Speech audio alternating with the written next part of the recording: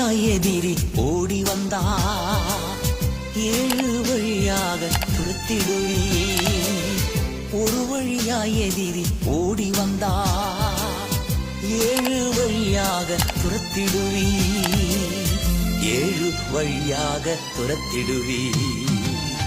எனக்காய் யுத்தம் செய்து ரட்சித்து வழி நடத்த என்னோடு வருபவரே ஸ்தோத்திரம் என்னோடு வருபவரே ஸ்தோத்திரம் என்னை காக்கவும் பரலோகம் சேர்க்கவும் எனக்குள் இருப்பவரே ஸ்தோத்திரம்